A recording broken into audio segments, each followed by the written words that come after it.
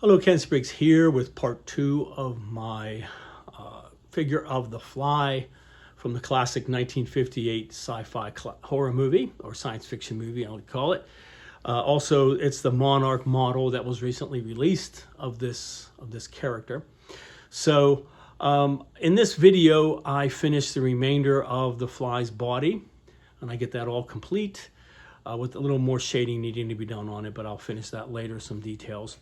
And then I begin working on the transporter cabinet, or the disintegration, integration, reintegration cabinet, as he calls it in the film. And I'm going to build that, scratch build that to go behind him on my diorama. And I might do a few other elements, including the control panel box that comes with it.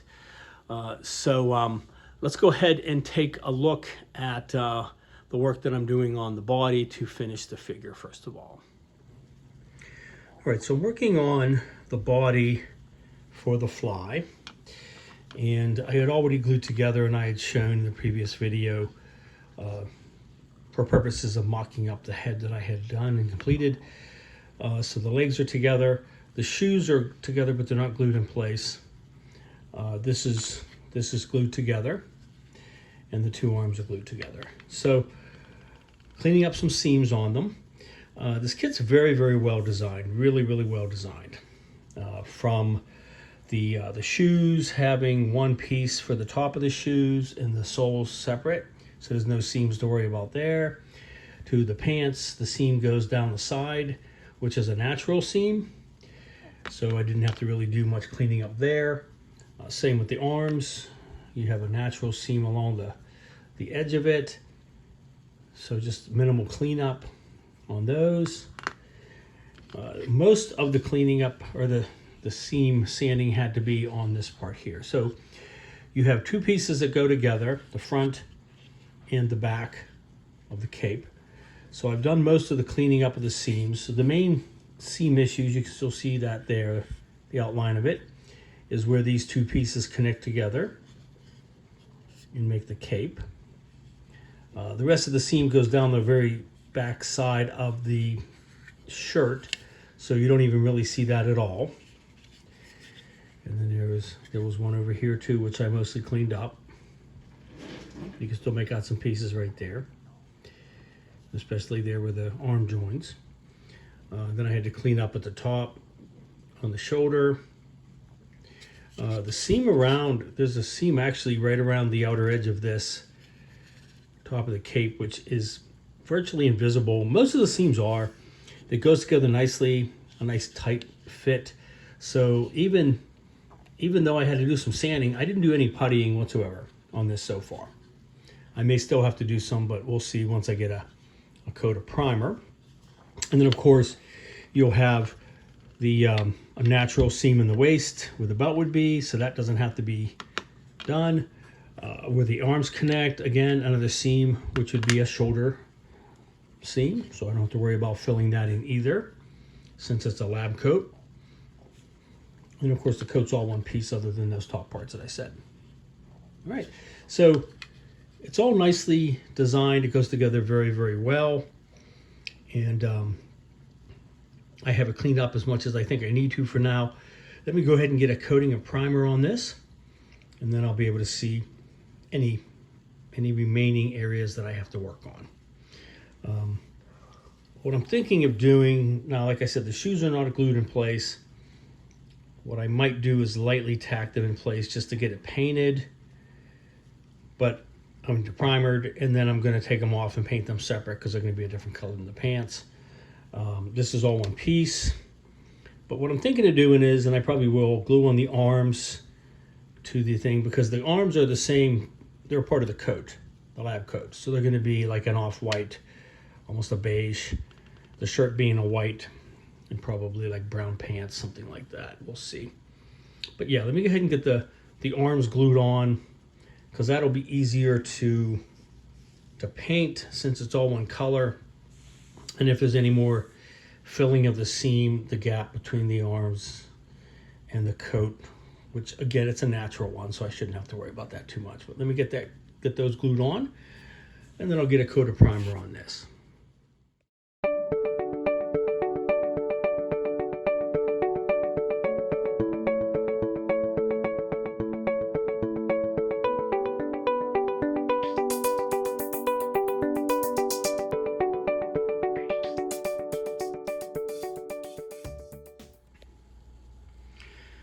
right, so that was an unmitigated disaster.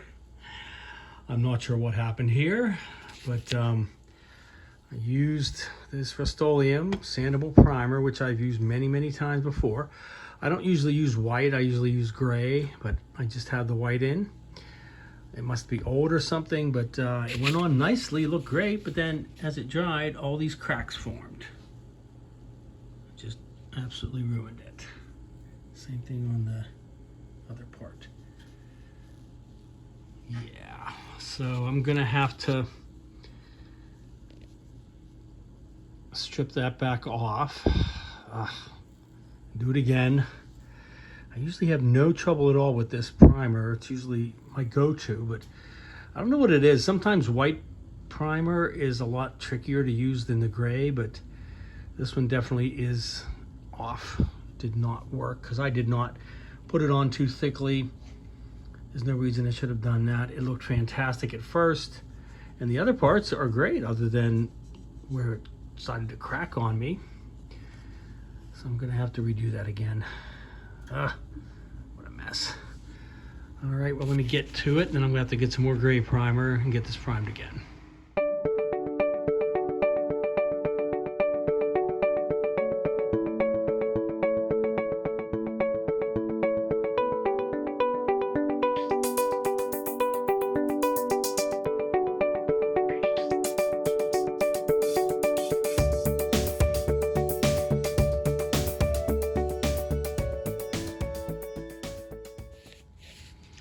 All right, so as you saw from the previous images, I was able to get the paint stripped back off. What I ended up doing was I checked with Lou Dalmaso, Mastech Dummy, and I think I had seen this before on some other sites as far as taking that chrome off of styrene parts, but he recommended using something called Purple Power. So I picked some of that up from my local dollar store and soaked it overnight in it. I was able to get most of it, the paint off. It worked really well, but even with that, the cracks still had some residue around where the parts had cracked. It was like cement, so I had to do a lot of extra sanding, some wet sanding. It took me quite a while to get all of it back to where it needed to be, but I did get it back to a nice finish, and I got some of my normal go-to primer, which is to me a gray fine surface primer. And I got a coat on it. Looks a whole lot better, obviously. Went on no trouble. Okay. A little bit of cleanup on just a few spots on this part. I had to go back and put some Bondo spot putty on a few of those parts. That seam on the outside there came out really nicely. I sanded that well, but the one in between on the inside, where the bottom of the coat fits into it, was a problem, and I had to get it over there too. I also had to patch up a little bit on that shoulder seam. So I'm letting that dry, and then I will sand that down and get another coat of primer, and then I'll be ready to start painting it. So, all right, so disaster averted thanks to Purple Power. I would recommend that if you need to strip down paint off of a styrene model. It doesn't hurt the styrene, but it does take it off. And obviously, that was a pretty hardy primer, and it'll take off different kinds of paint like enamel and lacquers and acrylics, that sort of thing. So it's a good idea. I don't normally have to strip down an entire model, but in this case, it was just so bad with those cracks that I didn't have much of a choice. Would have been a lot worse if I had to try to sand all of that and make it even with the paint. It was far better just to remove most of the paint and just clean up those little spots that were there. So, okay.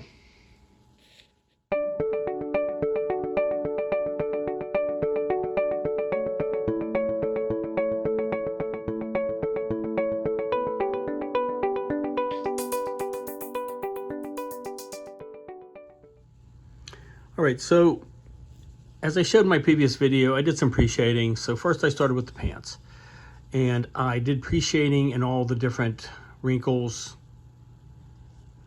with a Hull Red. Get that here a second. Oh, right there. So Hull Red from Tamiya. then let that dry for a short time. Then I went over the whole thing with some NATO brown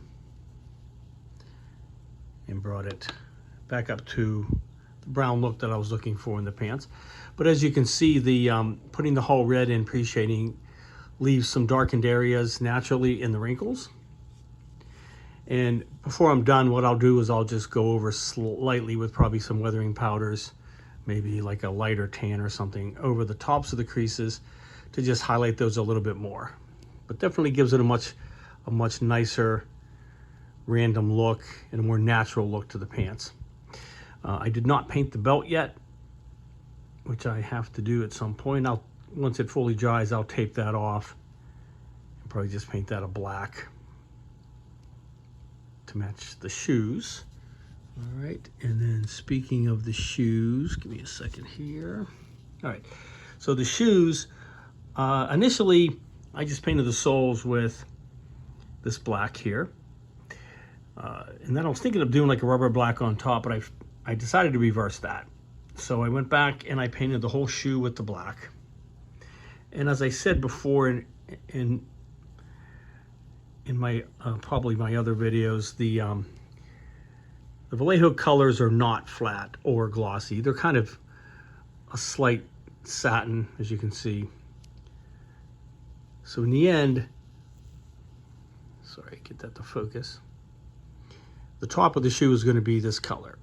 And then I'm going to do the sole in a rubber black. So I'm just going to go over and repaint the sole part only with rubber black to give it a little bit of a different look. So the idea in any kind of clothing is that even though clothing might be one color, it doesn't look that way with the shadows and shading and faded and those sorts of things. So the pre-shading helps to give you a better look, a more natural look, and makes it look more realistic at this scale. I then went ahead and I did the same on the coat and the shirt. So the first thing I did actually was I painted this whole thing white, flat white, because I didn't want to have to be painting against the gray. Then the coat, I went over with some khaki from Vallejo. I believe it's right there. Yep, khaki. I also went back in again then with some of this brown again, the NATO brown. And I put in some darker spots, just a slight bit of splatter there, but that'll be blended in when it's done. And then on the shirt, I went with, from the white, I used some of the skin tone here from Model Air, Vallejo, to fill in the creases there and give them a little bit of highlight. So now what I'll end up doing is the shirt will be blended over with just flat white. And the coat itself, I haven't figured out what I'm going to use yet, but I want it to be more like a tan or an off-white kind of a thing for the coat. So the coat stands out against the shirt. He didn't really have a white lab coat in the film. He had more of a tan lab coat, that kind of thing. So, all right. So the pants are mostly done, other than, like I said, the belt, shoes a little bit more, and then I still have to go over with the overall colors on the coat. I will have to, I'll probably go ahead and do the shirt first, do it in the white, because if a little bit of overspray wouldn't be a problem, then I can let that dry and mask it off, because I don't want to get the darker tan onto the shirt part, and then do the rest of the coat. So, all right, but coming together nicely.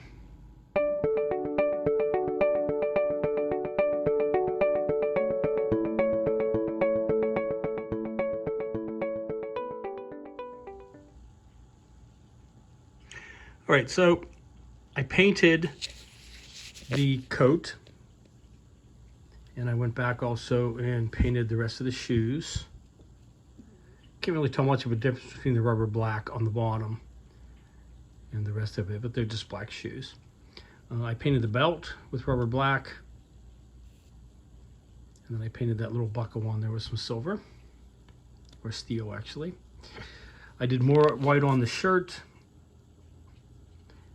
and then I taped it off and I painted a deck tan on the coat itself to give it some distinction. You can see how the shading kind of left some darkened parts and some of the wrinkles, and I can even go back to with some pastels, some Weathering Masters from Tamiya, and touch up some of those a little bit too. All right, looking pretty cool. So the last thing I have to do is paint the tie. Where's that at? Here we go. His tie that's kind of sticking out like it's an action pose. So what I want to do, I think I'm going to just do something with some blues, some dark blue. Let's see. Well, I have this field blue, and I have royal blue. It's a dark blue. So I think what I'll do is I'll paint one of these onto the tie, and then I'll let it dry, put some little stripes on it of some tape to keep the one blue color underneath, and then paint the rest of it with a different color. And then that'll finish that up, give them like a striped looking tie sort of thing, but looking pretty good. All right, and then I'll be ready to go ahead and put the head and the hand, well, the fly hand on. I still haven't done anything with the regular hand either. So, all right.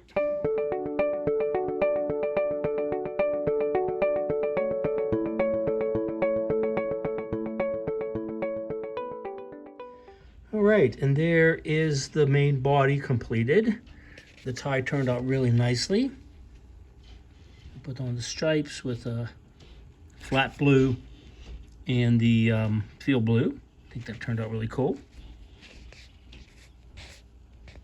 It's a nice combination all together. And I like the cool action pose. The tie looks more realistic now that it's painted. Before I painted it, it looked kind of fakey with the plastic, but it looks good when it's painted, like it's flying out because of his exaggerated movements. All right, let me go ahead and put the fly head and the fly hand onto it, and then we'll show the finished figure here.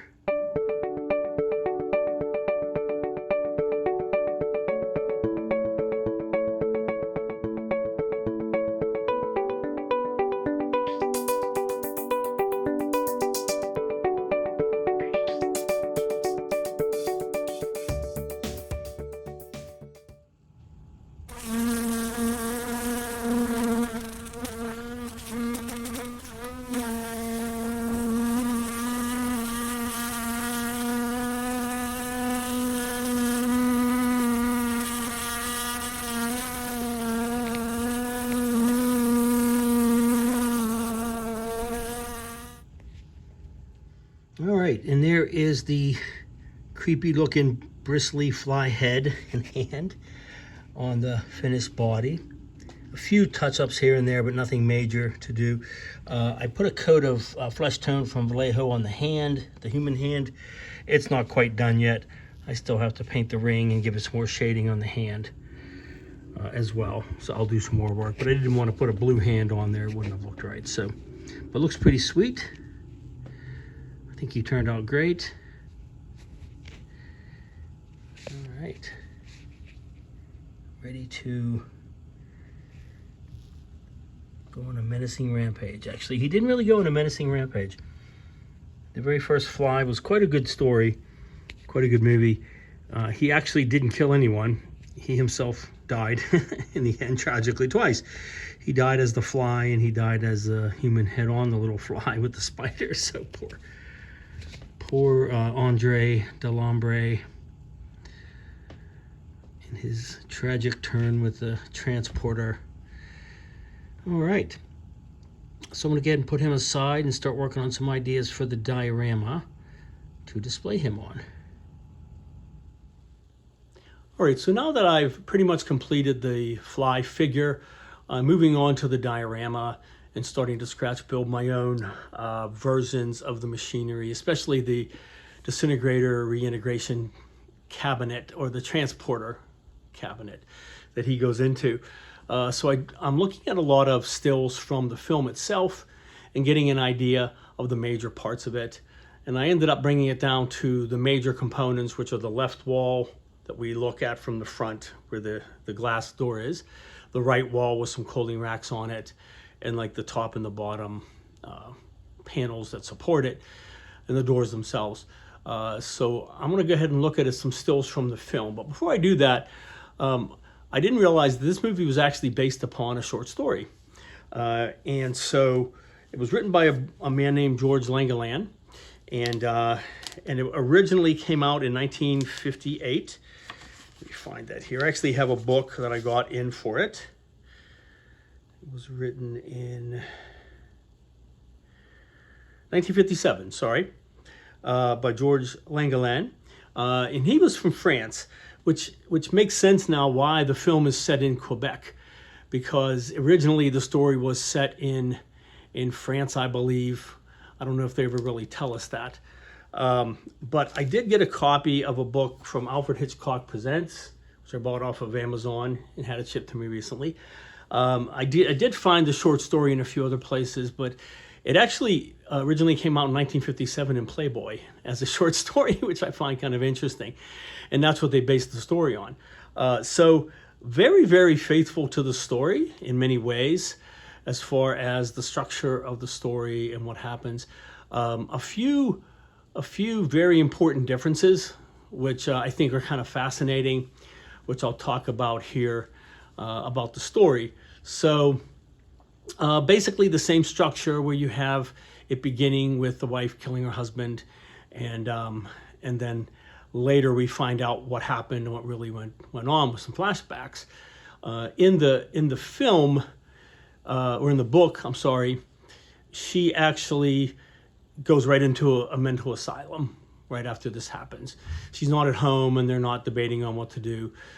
She goes right into an asylum. And so the retelling of the story comes from a written confession, or as it were, that she made, that his brother, who's played by Vincent Price in the film, actually reads. And it's talked about in the story. He reads it after the fact. So one major area of difference, obviously, is that she is not at home. She goes right into a mental institution, an asylum, because of this. And actually, it's pretty dark. She ends up killing herself with cyanide in the book. And so she dies before they discover what happened. So she doesn't recount it to them. They find her, or I think it's Francois, his brother, finds it and then reads it to the detective. Likewise, they do not find the fly in a web during the story.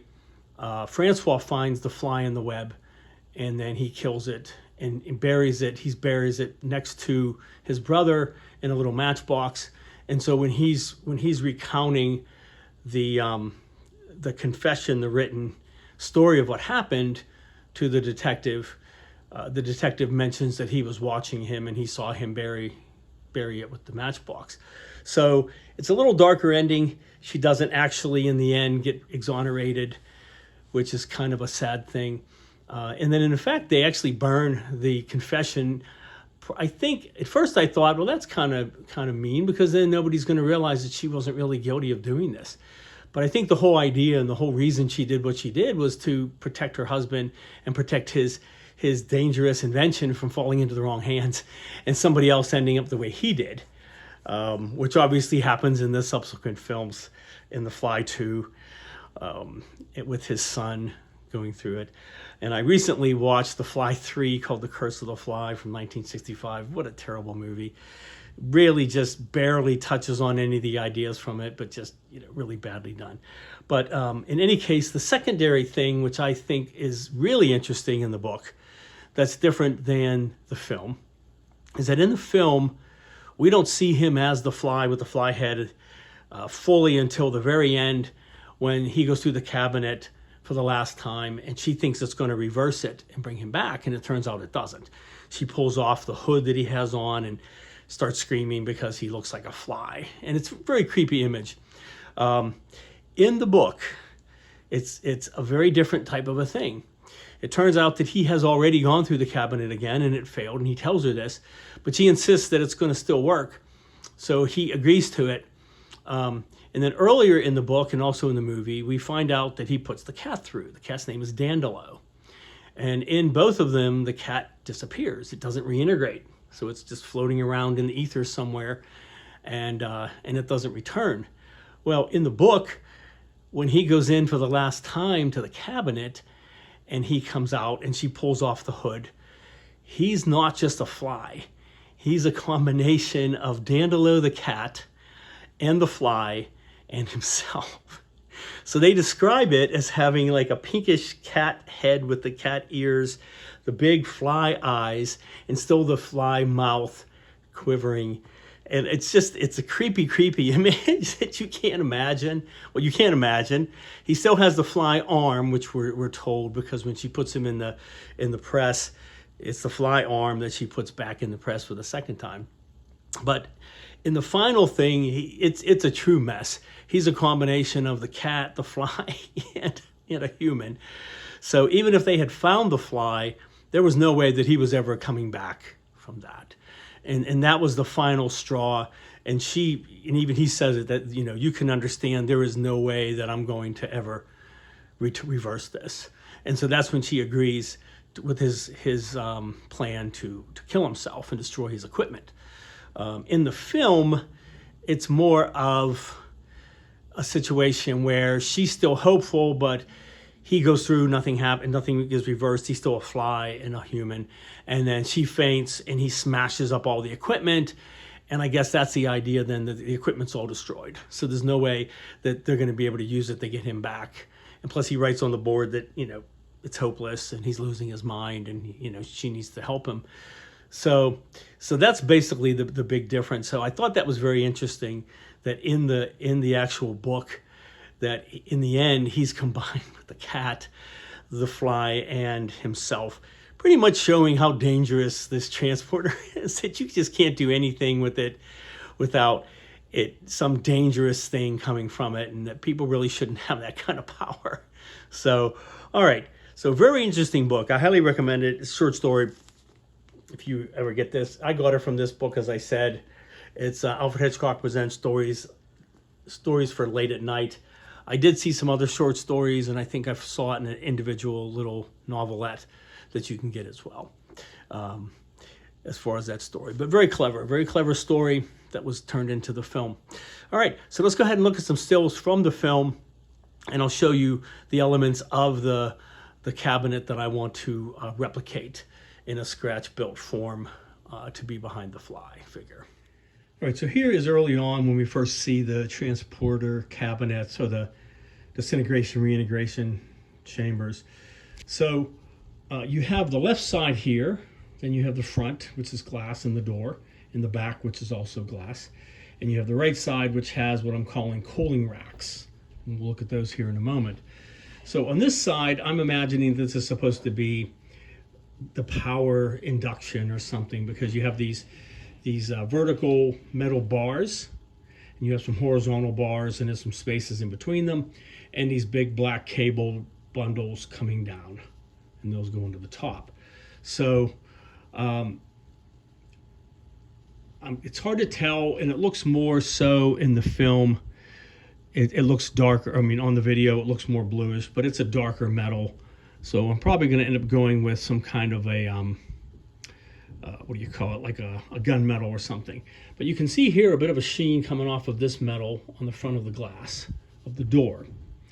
And so I may try to change that up a bit with a little different color of metallic. And then the wire bundles that go over here. So we get some different shots, because when she goes in the other room, you have the same cabinet, but it's reversed. So this is on the opposite side, and this is on the opposite side. So we just see a little bit of this one. It's really hard to see. We see more of these coils, which I'll show in a moment. But mainly, it's pretty easy to see that particular part. So the main thing that I want to focus on, obviously, a rectangle for the cabinet, is that you have this left side, which I'm going to call, sorry, hold on a second. It's my screensaver. which I'm going to call the power conduction side. And then you have the right, which is the cooling side, and that's the cooling rack over there. All right, so let's go ahead and take a look at this other one from the side angle on the other cabinet. But one other thing I do want to point out, and again, the video does tend to make the image on the screen look more bluish. All right, come on. Screensaver. Is that in the second room with the brighter lights, you can tell that this is more of a metallic, but it's definitely a little in the darker range, more of the bluish metal range, as opposed to being like a shiny steel. The cooling racks are more shiny silver, which I'll show here in a moment, but it looks like the rest of it tends to be more on the gunmetal side, or something of that look. So I'll play with that and get an idea for what color to make that. One thing I did notice too, when he enters in the cabinet to reintegrate himself one more time at the end, he actually goes in from the back. So apparently the door is on both sides, and so I'll have to fashion up a handle for both sides of the door. I thought originally these were just solid in the back, but it's not, because he actually goes in through the back and through the front. So so I'll have to play with that. But let me go ahead and get some more shots of the rack and the cooling rack, and to give me a better idea of these elements that I want to build. All right, and here's a good shot of the metal. I'm going to call that cooling coils. They look like what you have in the back of a refrigerator to cool off things. So I'm going to imagine that that's what cools down the things. Plus you have 3 pipes behind each center part. So you have these 3 sections, and then you have 3 darker pipes behind them, and you have a center, it looks like an insulation part insulating it, and then those also go into the back of the cabinet, or the side of the cabinet.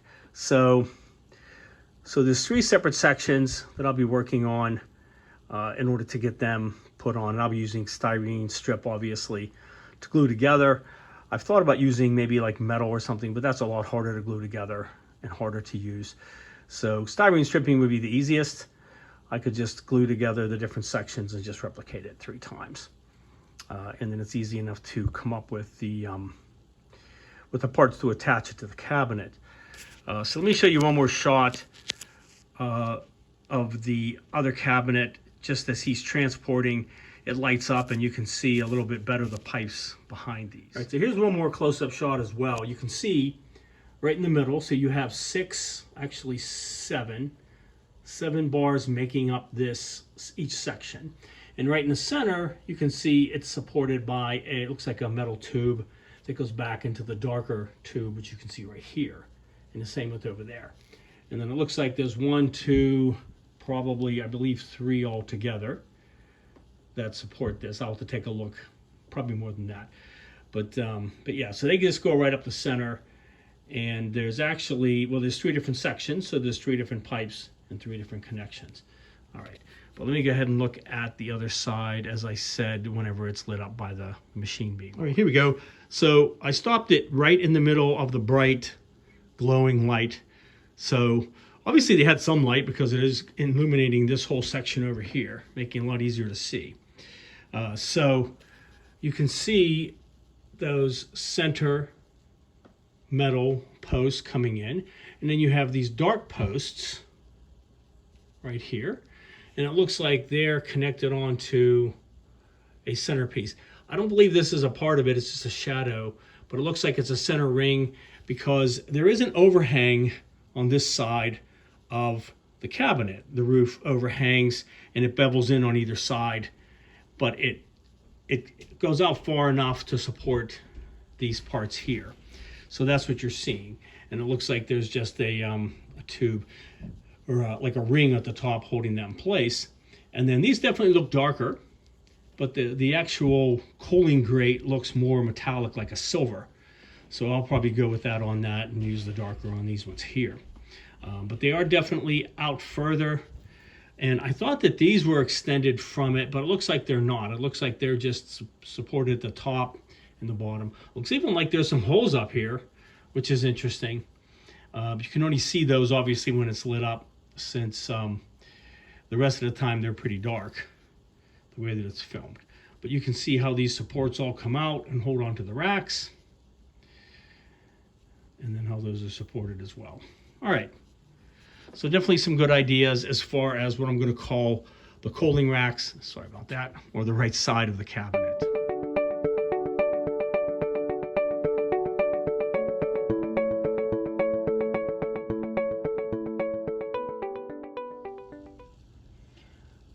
All right, so I'm beginning to build the basic structure of the transporter cabinet, or the disintegrator integration machine. There's two of them, of course. One that he goes in, and then the other one on the other side of the room that comes out the other side. So I started with some poster board, and I get these poster boards at Hobby Lobby. In the backing wood is a nice pressed wood. It's nice and solid. So I cut two of these. These are 5 inches by 10 inches. And I may fuss with the final size when I'm done. I don't want it to be too much larger than the figure, but I want it to be realistic that he could fit inside of it. Plus, in addition, there's going to be a base on the bottom and a thicker roof on top, as well as some other things sticking out the sides, which I'll show you here. I also have this plexiglass. I'm not sure where I got this. I think I got it from Lowe's at one point, but it's pretty thick. And it's about 2 millimeters thick. And it still has the plastic on it, so you can't see it's clear. But there's two sides that are glass. One is the door in the front, and one is the back. And I'm going to try to go for an effect where it's broken, it's cracked. So I looked at some other styrene, clear styrene. This is the only one that I have that would actually crack and break to look like it's realistic broken glass kind of a thing. And then I have some basswood square stock that I can use for the corners. That'll be inside, you won't really see it. And then I have some L styrene strip that'll go on the edges of the clear to kind of finish the outside of it. So it looks more like a finished doorway or a door. So, okay. All right. So now that I have those basic shapes cut out, I have some general ideas of the design, or the detail that I want on these. Obviously, the two glass walls are just going to be glass and broken, but the two side walls have additional machinery on them and wiring and that sort of thing. That's going to make it look like a big super powered transporter. So let me show you how I'm going to start building some of that detail. All right, so I got some different styrene sheet. This particular one has a really cool looking set of grooves in it. And what I'm going to do then is, the wood is just a basic structure to give it strength. And I'm going to put this over top, and I'm going to have some on the inside too. So you'll see it on the inside and on the outside. And then on the outside part, facing the left, if you're looking at the front, which is the door, the left side actually has these really pronounced metal bars or ribs along it that kind of give you the idea of a very powerful electric grid or something like that. So what I'm going to be using is some square styrene stock, solid, and I'm going to use this as the base. And I'm thinking about doing like every other one with a ridge in between, and just gluing it on. It'll go from top to bottom, of course, and just having that kind of a look. And then I'll have that all filled in over the whole thing. It'll be the dimensions of this piece, the 5x10.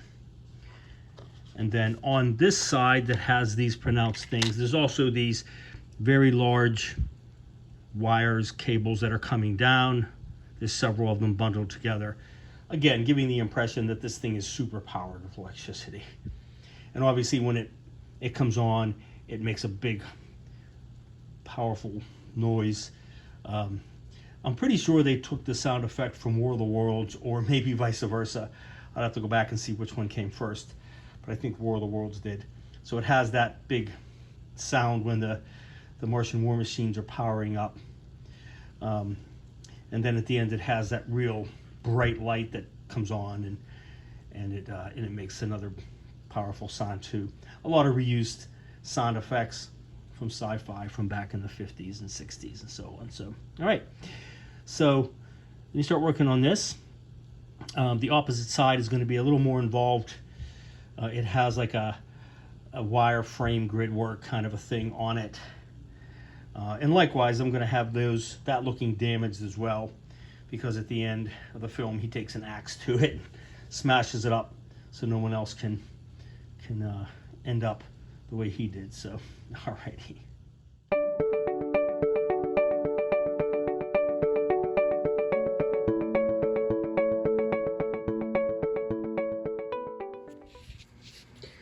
And here are the two side panels for the disintegration integration chamber or cabinet that aren't the clear parts. The opposite sides are clear. So what I did was I used this Aleene's felt and foam tacky glue, which I use a lot for wood, for this type of wood, and usually with the insulation styrofoam that I get, the dense foam, gluing that onto it works really well. It sets up overnight pretty easily.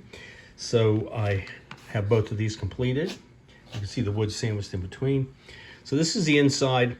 They didn't have two of the same type with these ridges, so this is a little bit smaller than the one I'm using on the outside. It's kind of hard to tell on the camera, but these are bigger. So this will be the outside of the left side wall, and then this one will be the opposite wall. And this, they did have more than one of, so I just used this V groove. It's supposed to be like wood, I mean not wood, like roofing type of things. I just did that on both sides just to give it some detail rather than being just a smooth piece of styrene. So this wall will have the extensions coming out and the rack, the metal, I guess would be like a cooling rack sticking out of it on this side. This side here will have the bars going down, and that will be the styrene solid square stock, which I will glue on and space every other one. I might put something in between. What I'm wanting to do, get off their hair, is put these so that there will be one of those little grooves in between it, so I'll skip every other one. And I should have enough to be able to span this entire thing, or at least most of it.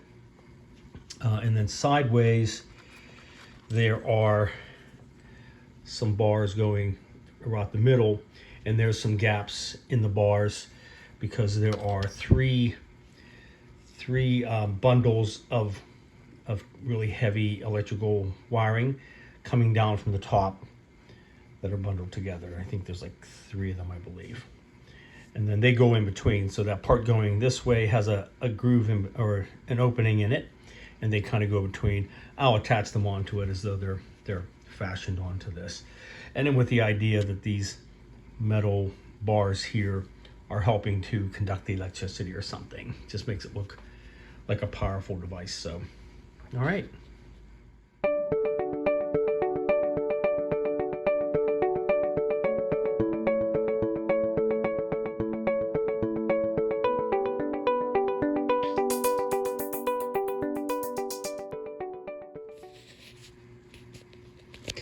I'm creating the section of metal bar going across here with the sections in between for the wiring bundles to come down. So I made 4 of them. And because they're open tubes, what I've done is I've glued it down onto this thin styrene. Then I cut it off and I use an emery board to sand it to look like it's a solid rod of metal.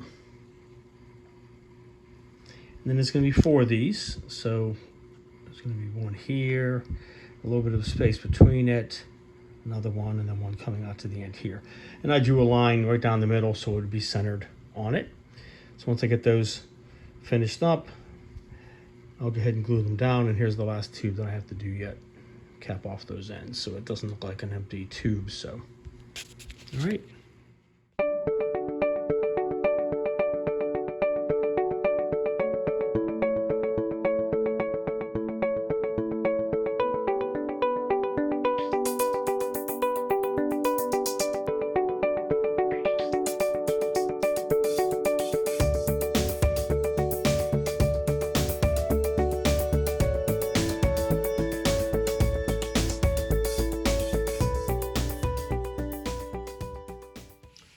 And here is my finished left wall. I'm going to call it the left wall because I'm going from the perspective of the front is the front door, glass door that opens, that he goes into.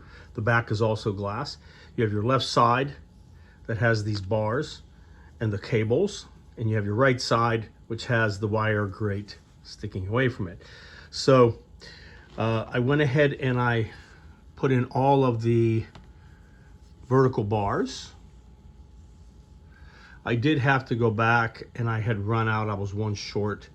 So I had to combine some smaller stripping that I had and glue it together to make it look approximate. It's not quite as tall, but it's as thick and it's not really noticeable. You won't really notice it once it's on.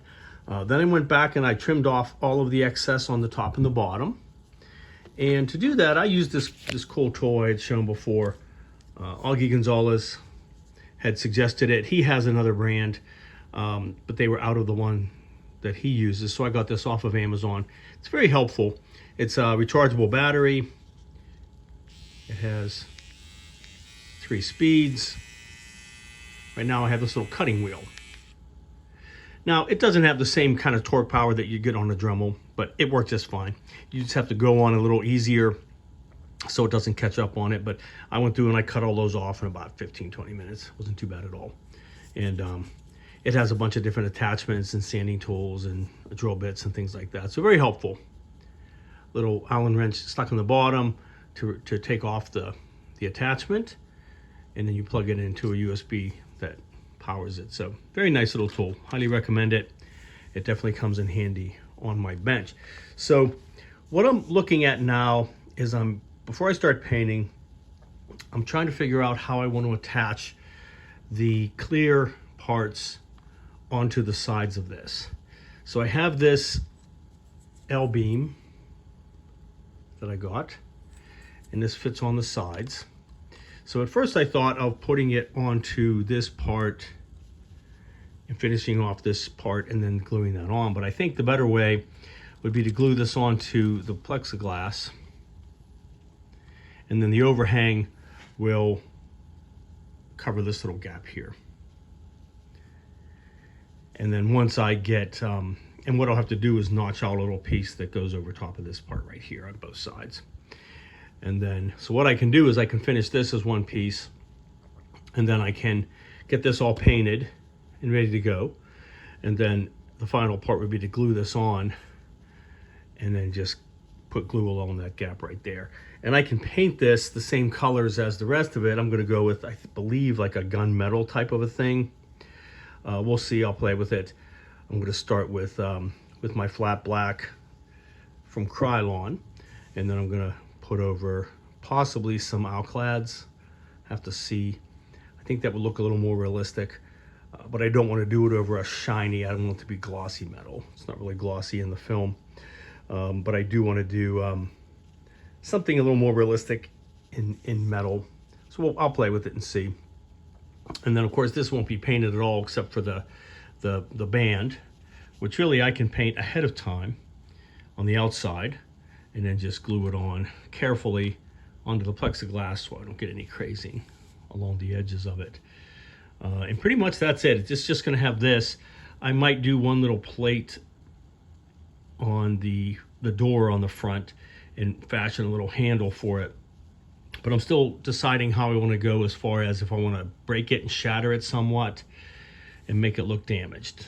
And if I do that, then obviously I'll have to carefully break out portions and crack portions of it, but keep it nice structurally sound so it's still one piece to be able to glue together. So, all right, so let me work on that, and then we'll get some painting done, and I'll start working on the cable bundles to go over top of this.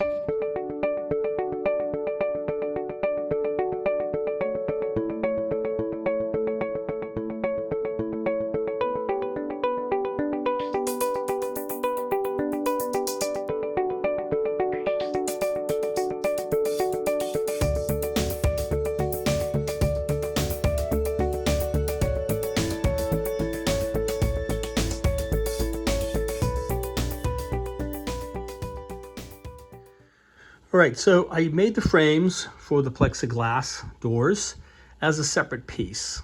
I measured them onto the plexiglass. I had to take the protective film off, as you can see. So I'm trying to be careful not to scratch it too much. And then once I get the frames all glued together and they're beveled at the edges, angled, I went ahead and I made up fashioned a handle. And I looked at the film stills again, so that's how it looks. I don't know if there's actually like a plate like this. It's probably a wider brim, but anyway, it does come out, and then the handle is on the outside of it. But I think that looks really cool. And then this isn't glued on permanently, but it can just slide over the plexiglass, and I have the second one there. And so what I can do is paint these first. I'm thinking more of an aluminum on these. And then once I get them painted, I can just glue it down onto the plexiglass, and I'm ready to go. And then if I decide to break it, I can figure out how to do that without damaging any of this. So, all right.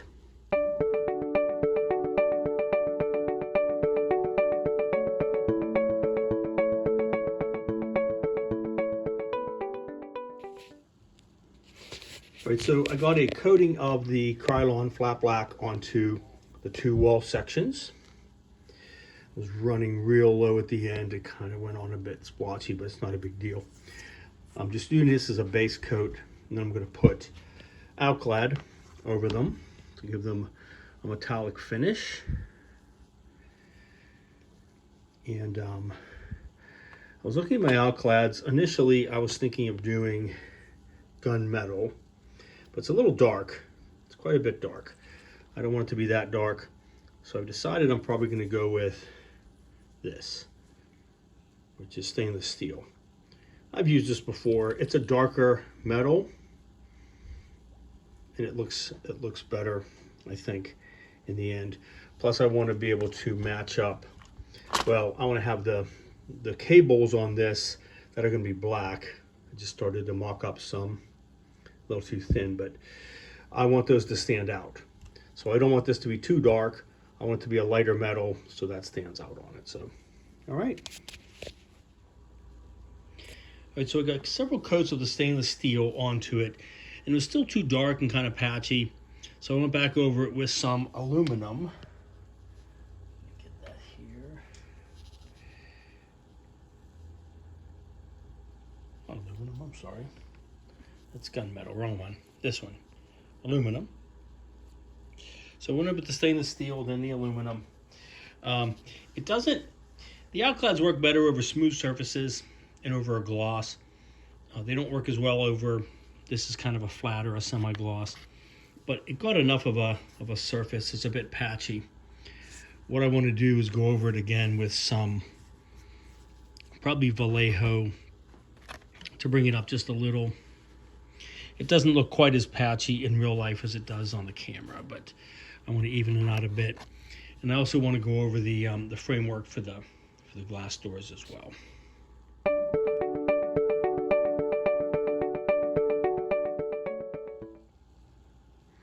All right, and here are the final painted walls of the disintegration reintegration cabinet or chamber. So you've got the left wall here with the bars, and I've lightened them up enough with some Vallejo chrome so that they will look a little more, they'll stand out better with the black cabling that's coming down. There's the inside. And then on the other side, They're just two ridge sections. So I still have to work on the right side with the cooling grates, and my two doors with the handle, plexiglass. All right. So let me go ahead and see if I can prop these up, maybe with some paint cans, and kind of show you how that's going to look as the main structure of the cabinet.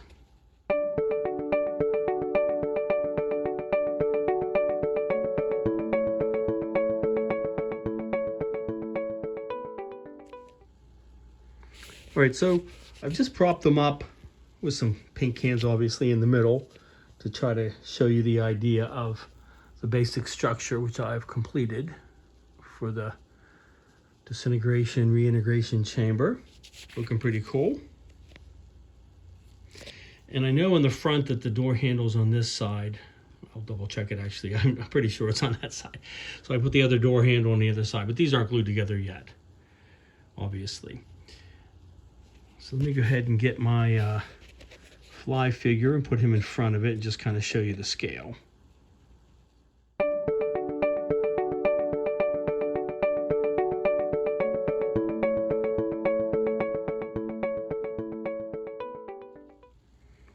Right, there we go.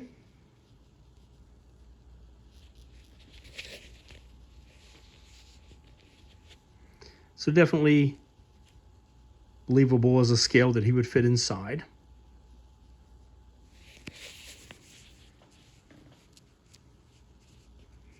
And he's even kind of bending over a little bit if he were standing up straight and getting inside of it. So, all right. Looking pretty cool.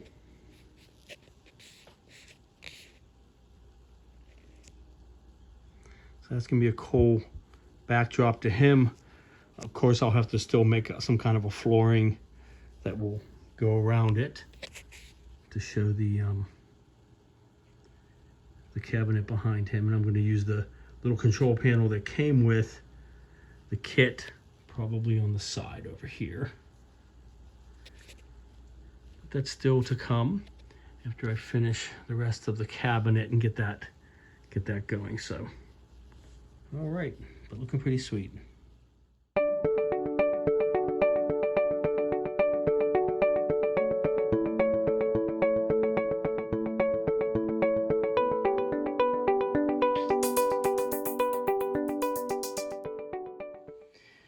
All right, so I went ahead and I took some of this wire wrapping wire. It's a thin wire. I get the big spool of it I got from Amazon. And I pulled out a whole bunch of it, and I kept folding it in half, until I got the nice thickness that I wanted to see for the wires. Took like a cable bundle. I think probably about 8 of them or so, I'm not sure. Then I took some shrink tubing. I cut off little sections of it. And I just slowly kept using a lighter and doing one bit at a time. So like here's the end. And then I would slide some more over it, heat it up, shrink it down, do another little section, and do it all the way up until I got this big strand. And I did 3 of them, of course, as you can see. So these are going to be the wiring conduits that are coming up the side of this through these little gaps, going up into the top of the machine. And they all come down the side. They're hanging down here, and then they go together and go behind it. So it's the idea that it's powering the machine, and it's some very massive power cables, obviously, and going through this big metal grid. So let me go ahead and kind of stick these in place on here in the 3 spots and show you what that's going to look like.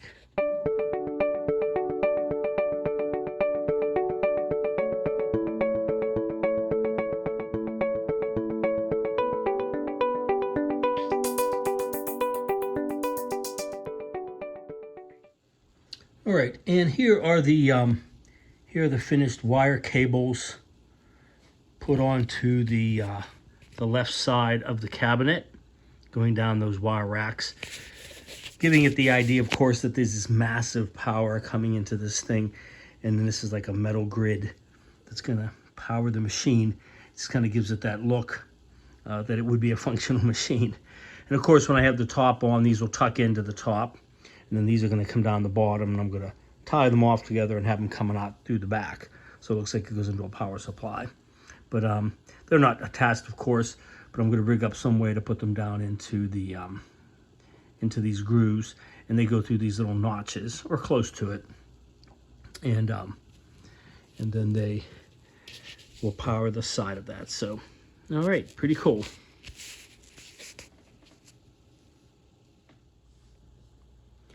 All right, so that's going to finish up the build for this week. A lot of great progress on building the diorama and obviously finishing the fly figure himself. So really happy with how this is turning out. And I think I'm going to get some really cool results on my diorama on my scratch-built cabinet. And I also want to start looking at some other elements to go into the diorama as well. I'm considering possibly doing some type of lighting with some of the effects or the blinking things in the background. So we'll take a look. I'll play with that, and then we'll take a look at that in the next video, which should wrap this up and complete the build of the classic fly. All right, thanks to all my new subscribers. I will see you next time.